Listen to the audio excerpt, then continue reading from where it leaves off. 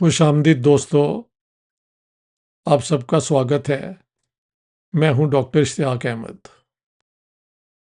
कुछ दोस्तों ने कहा है कि आपने ये जो लास्ट वीडियो बनाया, उसमें आपने आर्ग्यू किया कि सिंध वो वाहिद प्री पार्टीशन प्रोविंस है जिसने एक्चुअली वोट किया थ्रू इट्स लेजिस्लेटिव असेंबली कि हम पाकिस्तान का हिस्सा बनना चाहते हैं, और पंजाब ने और नॉर्थ वेस्ट फ्रंटियर ने बलूचिस्तान में जो सिचुएशन थी उसमें ऐसे नहीं था। मैं वो तो आप ये बताएं कि पंजाब में एक्चुअली क्या हुआ था। Let's begin with the simplest facts. 1945 में जो इलेक्शन कैंपेन शुरू हुई, उसमें मुस्लिम लीग ने पाकिस्तान के लिए वोट मांगे। याद रहे कि उस जमाने में मुसलमान ही मुसलमानों को वोट देते थे, सेपरेट इलेक्टेड्स एग्जिस्ट करते थे। कांग्रेस ने कभी मजहब की बुनियाद पर वोट नहीं लिए। उन्होंने जनरल वोट, यानी कोई भी इंडियन उन्हें वोट दे सकता है। उनमें कुछ मुसलमान भी उन्हें देते थे, मैं जानता हूं। फिर सिखों को अंग्रेजों ने 1919 में सेपरेट इलेक्टर्स दे दिए थे, इसलिए सिख भी सिखों को वोट देते थे। मुसलमानों को 1909 में मिल चुका था।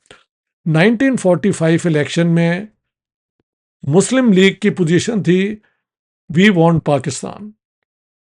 कांग्रेस की पोजीशन थी we want a united undivided India. और पंथिक पार्टी जो सिखों की थी, उनकी थी कि वी वांट अनडिवाइडेड इंडिया, लेकिन अगर इंडिया डिवाइड होता है तो फिर हम पाकिस्तान का हिस्सा नहीं बनेंगे। हम पंजाब के वो हिस्से जिसमें हिंदू और सिख मेजॉरिटी में है, वो कभी पाकिस्तान का हिस्सा नहीं बनने देंगे। अब पंजाब असेंबली में 175 सीटें थी। इनको आप डिवाइड कर लें by 2, you need 85-86 to form a government. उस जमाने में मुस्लिम लीग की रिजर्व्ड सीट्स पंजाब में मेरे ख्याल से 84 या 86 थी, और मुस्लिम लीग को 73 मिली थी। ये भी साथ करता जाऊं कि जब से इलेक्शन शुरू हुए 1935 एक्ट के बाद, तो पंजाब में कभी मुस्लिम लीग की हुकूमत नहीं हुई। हमेशा पंजाब यूनियनिस्ट पार्टी की हुकूमत हुई। तो इस इलेक्शन के अंदर पंजाब यूनियनिस्ट पार्टी भी एक थी। पंजाब यूनियनिस्ट पार्टी जो थी वो इंटर कम्युनल पार्टी थी। हिंदू भी थे उसके अंदर, सर छोटू राम उसके लीडिंग मेंबर्स में से थे, मुसलमान भी थे, और सरदार सुंदर सिंह मजीठिया और बाकी सिख नेशनलिस्ट पार्टी, वो तीनों मिलके पंजाब की हुकूमत बनती थी। तो मुस्लिम लीग ने वोट मांगा मुसलमानों से पाकिस्तान के हक में। कांग्रेस ने वोट मांगा जनरल वोट, हिंदुस्तान को यूनाइटेड रखने में, अनडिवाइडेड पार्टीशन के खिलाफ। और सिखों ने वोट मांगा कि अगर हम हिंदुस्तान की तकसीम के हक में नहीं है, लेकिन अगर हिंदुस्तान तकसीम होता है मज़हब की बुनियाद पे, तो वो इलाके जहां हम हिंदू और सिख मेजॉरिटी में है, हम पाकिस्तान का हिस्सा नहीं बनने देंगे। तो अब 175 में मुस्लिम लीग को रिजर्व्ड सीट्स में से 73 मिली, जो बाद में कुछ लोग पंजाब यूनियनिस्ट पार्टी के टिकट पे जो इलेक्ट हुए थे वो भी साथ आ गए। तो ये 76 तक पहुंच गए, ज़्यादा 78 क्रिश्चियन वोट भी नाल मिला के, 2 या 3 क्रिश्चियन वोट भी थे, ये मिलके इनके पास इतने बने। उधर पंजाब में पंजाब यूनिस्ट पार्टी के जो लीडर थे सर खिजर हयात टिवाना, उनके 18 वोट थे, जो शायद 14 रह गए थे, कुछ लोग मुस्लिम लीग में चले गए। तो उन 14 में 50 कांग्रेस के और 23 ये सिख पंथिक पार्टीज के, प्लस शेड्यूल कास्ट के कुछ वोट इन्हें मिल गए। तो इनके पास मेजॉरिटी बन गई। और इन्होंने पंजाब में हुकूमत बनाई। तो पंजाब में हुकूमत बनी 11 मार्च 1946 को। इस हुकूमत के बनने के साथ ही मुस्लिम लीग ने शोर मचाना शुरू कर दिया जी कि सबसे ज़्यादा सीटें पंजाब असेंबली में तो हमारी हैं। एक्चुअली देखा जाए 175 में ज़्यादा सीटें मुस्लिम लीग के पास थी। 73 से मैंने कहा 78 हो गई थी, लेकिन कोalition गवर्नमेंट के पास 90 सीट्स बन रही थी, तो हुकूमत उनको बनाने का चांस बना। एक और वजह थी कि पंजाब के गवर्नर सर एवन जेंकिंस इस सोच में भी थे कि एक पार्टी की हुकूमत बनी तो पंजाब में झगड़े शुरू हो जाएंगे। ये 2-3 factors were involve in this. क्योंकि इलेक्शन कैंपेन में मुस्लिम लीग ने जो कैंपेन की थी वो एंटी हिंदू, बनी लैंडर और ये सारी पाकिस्तान का नारा क्या, ला इलाहा इल्लल्लाह और ये और वो इस किस्म के नारे, वो सारी मेरी किताब जो है the Punjab bloodied partition and cleansed, ये लेटेस्ट एडिशन है। इसकी पुरानी एडिशंस भी आपको मिल जाएं तो सारी चीज़ें आपको वहाँ मिल जाएंगी। लिहाजा इलेक्शन रिजल्ट के बाद तो हुकूमत उन लोगों की बनी जो पाकिस्तान बनाने के खिलाफ थे। Congress plus Sikh plus Punjab unionist party, they're against the partition as well, और शेड्यूल कास्ट भी उनके साथ थे, तो उनकी हुकूमत बनी। तो फिर मुस्लिम लीग ने यहाँ पे डायरेक्ट एक्शन जिन्ना साहब ने करवाया, जो 24 जनवरी 1947 को शुरू हुआ। और मुस्लिम लीग के जो सपोर्टर्स थे उन्होंने पंजाब की जेलें भर दी कि हम नहीं चाहते इस कोलिशन गवर्नमेंट को, इसको ख़त्म होना चाहिए। जो नारे लगाए गए वो इंतहाई क्या कहते हैं, बिलो द बेल्ट, खिजर दल्ला अपनी मां नाल सुता, खिजर दल्ला हाय हाय, खिजर कुत्ता हाय हाय। और एक उर्दू में भी वो था कि चलो भी चलो एक चीज़ मिलेगी, क्या भाई क्या, खिजर की बेटी वाह भाई वाह, इस किस्म के जब, तो खिजर गॉट अनर्व्ड।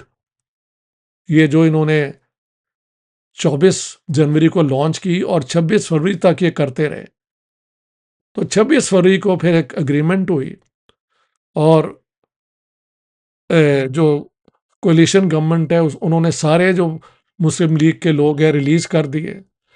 ये लोग जो अरेस्ट भी हुए, ये भी आप नोट कर लें, इनको जेलों के अंदर पूरी फ्रीडम थी। सैयद बाबर अली, जिनका बहुत जिक्र होता है पाकिस्तान में, हाँ जी, बहुत बड़े इंडस्ट्रियलिस्ट हैं, उनके बड़े भाई सैयद वाजिद अली की ये स्टेटमेंट है कि हम लाहौर जेल के अंदर मटका बजाते थे और गाने गाते थे और इनको खाना भी घर से बन के आता था। तो that was not any jail. और during the time of Khizar Tiwana police को बिल्कुल हुक्म नहीं हुआ कि आप इन पे गोलियां चलाएं, नॉट अ सिंगल केस। एक दो तशद्दुद के केस हुए, लेकिन वो प्राइवेटली लोगों ने एक दूसरे के साथ किया, हुकूमत की तरफ से नहीं हुआ। एनी हाउ, इसके साथ साथ हम देखते हैं कि इंग्लैंड में ऐलान हो गया 20 फरवरी 1947 को, prime minister sir Clement Attlee ने कहा कि बाई 20th फरवरी 1947 को कि we will transfer power to Indians by June 1948। जब ये हुआ और इस कैंपेन में जिस तरह गालियां बकी गई थी खिजर टिवाना के खिलाफ, तो on the 2nd of March he resigned. Realise कर लिया कि अंग्रेज जो हैं, जो अब हिंदुस्तान का फैसला होगा उसमें को अंग्रेज जो हैं वो फैसला करेंगे, वो कांग्रेस का केस भी सुनेंगे और मुस्लिम लीग का भी सुनेंगे और फिर फैसला करेंगे और एक हद तक सिखों की बात सुनेंगे। पंजाब यूनियनिस्ट पार्टी जो इंटर कम्युनल हिंदू मुस्लिम सिख का दौर खत्म हो गया, सो ही रिजाइंड एज अ जो भी है। और 5 मार्च को very interesting, governor sir Evan Jenkins ने पंजाब के ऊपर गवर्नर रूल इम्पोज कर दिया under article 93 of the 1935 act कि पंजाब में क्योंकि मार्च से ये मसलन ये फैसला हो गया, खिज़र टिवाना ने रिज़ाइन कर दिया, लेकिन 3 मार्च को मास्टर तारा सिंह जब वो बाहर आए पंजाब असेंबली से लाहौर में, तो पाकिस्तान मुर्दाबाद के नारे लगाए। कुछ लोग कहते हैं उन्होंने किरपान भी लाया, इस पे डिबेट है।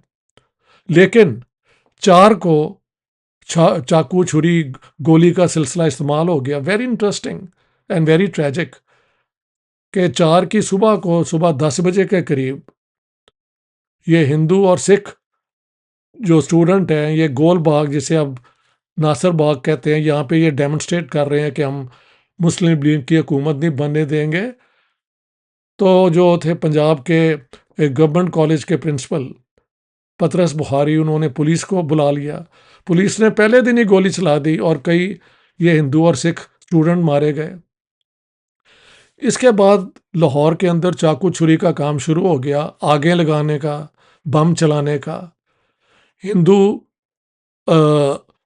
और सिख मोहल्लों में मुसलमानों पे और मुसलमान मोहल्लों पे हिंदू सिखों पे, वो सारी डिटेल्स इस किताब के अंदर हैं, आप वहाँ पे पढ़ सकते हैं।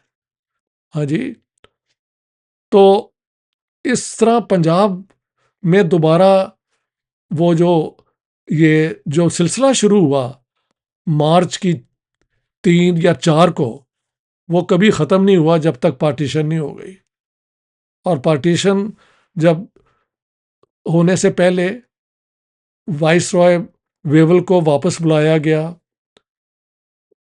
लॉर्ड लुई माउंटबेटन को लास्ट वाइस रॉय भेजा गया कि you now transfer the power to Indians. उसने शुरू से कोशिश की, दोनों 3 जितने भी लोग हैं सबसे बातें की, कैबिनेट मिशन प्लान की भी वहाँ पे प्रोसीडिंग्स हैं, सारी आप पढ़ सकते हैं। But mostly because of Lord Mountbatten ने यह फैसला किया कि India cannot be kept United. Congress की इरादे के खिलाफ ये फैसला किया गया। हाँ जी। और कांग्रेस भी तब तक एग्री कर गई कि जिस तरह पंजाब के अंदर ये कत्लेआम शुरू हो गया है, अगर ये सारे इंडिया में फैल गया तो there will be bloodshed out of control. तो 3 जून 1947 को पार्टीशन प्लान अनाउंस हुई, जिसमें यह भी अनाउंस हुआ कि पंजाब की जो असेंबली है वो वोट करेगी कि क्या पूरा पंजाब पाकिस्तान को मिले जैसे मुस्लिम लीग चाहती है, या पंजाब के हिंदू सिख मेजॉरिटी इलाके जैसे कि कांग्रेस और सिख पंथिक पार्टी चाहती हैं वो अलग करके इंडिया को दी जाए। तो 23 जून 1947 को पंजाब असेंबली ने वोट दिया। प्रोसीजर ये था कि 2 ब्लॉक बना दिए गए थे, एक हिंदू सिख मेजॉरिटी डिस्ट्रिक्ट वाला ब्लॉक 12 डिस्ट्रिक्ट, और 17 डिस्ट्रिक्ट वर मुस्लिम मेजॉरिटी। हाँ जी। इन दोनों ब्लॉक में से कोई एक भी अगर पार्टीशन के हक में वोट दे तो फिर पंजाब की पार्टीशन होगी, और यही हुआ। The Hindu Sikh block wanted कि पंजाब के वो हिस्से जिसमें गैर मुस्लिम मेजॉरिटी में है वो अलग करके इंडिया को दी जाए। तो पूरे पंजाब मुस्लिम लीग ने जो कैंपेन किया था इलेक्शन कैंपेन में, वो तो उसमें तो वो हुकूमत नहीं बना सके। मुस्लिम लीग की कभी हुकूमत नहीं बनी पंजाब में until Pakistan came into being. Punjab Unionist party की हुकूमत रही और फिर कोलिशन गवर्नमेंट लास्ट हुकूमत। और जब फिर पंजाब का फाइनल फैसला हुआ तो इसके 2 टुकड़े हुए। This is not the case of Sindh जो पूरे का पूरा विदाउट एनी डिस्टर्बेंस पाकिस्तान का हिस्सा बन गया। मैंने बताया नॉर्थ वेस्ट फ्रंटियर में जो हुकूमत इलेक्ट हुई वो तो कांग्रेस और खुदाई खिदमतगार की थी, who were oppose to being given to Pakistan. वो लोग एक उसका जिक्र करते हैं अपना रेफरेंडम का, लेकिन वो रेफरेंडम जो है वो तो चॉइस देता था बिटवीन इंडिया एंड पाकिस्तान, लेकिन पाकिस्तान और नॉर्थ वेस्ट फ्रंटियर के दरमियान कोई इंडिया के साथ कोई लिंक ही नहीं था बनता। तो इंडिया अंडरस्टूड, और उधर से फिर उन्हें पख्तूनिस्तान चाहा जो अंग्रेज़ों ने उनको इजाज़त नहीं दी। They wanted them to choose between Pakistan and India, जिसका कांग्रेस और खुदाई खिदमतगार ने, वहाँ की हुकूमत ने बॉयकॉट किया। वो बाय लेस देन 1%, जो 50% जिनके पास राइट टू वोट था, वो पाकिस्तान के हक में आया। ये सारे, लेकिन हुकूमत फिर भी नॉर्थ वेस्ट फ्रंटियर की जो थी, वो कांग्रेस और खुदाई खिदमतगार की थी, जिसको जिन्ना साहब ने एक्स्ट्रा ऑर्डनरी पावर के जरिए डिसमिस करवाया 22 अगस्त 1947 को। उधर ईस्ट बंगाल के अंदर पार्टीशन से पहले हुकूमत मुस्लिम लीग की थी। हुसैन शहीद सोहरवर्दी की, जिसकी वजह से वहाँ पे वो कलकत्ता ग्रेट किलिंग हुई थी 16 अगस्त 1946 में, और उसके बाद नोआखाली में हुई, और फिर बिहार में हुई, और बॉम्बे में हुई, और ये सारी फैलते फूलते हज़ारा तक पहुँच गई डिस्ट्रिक्ट जो है नॉर्थ वेस्ट फ्रंटियर का, और फिर पंजाब के अंदर। तो ये violence had become part of all this. और फिर आखिर में सोहरवर्दी वांटेड एक united Bengal, not to be part of Pakistan, not to be part of India, जो अंग्रेजों ने ओवर रूल किया। और फिर बंगाल की भी दो हिस्से हुए। Bengal assembly voted along the same lines. Hindu majority district voted for the partition of Bengal, और वो इंडिया को मिले। तो द ओनली प्रोविंस जिसने वोट दिया पाकिस्तान में और वो पाकिस्तान का वैसे हिस्सा बना, वो सिंध था। जबकि पंजाब, जिसमें मैंने मेन बात की है, मैंने आपको पूरी डिटेल्स दे दी हैं। बहुत बहुत शुक्रिया दोस्तों, थैंक यू वेरी मच।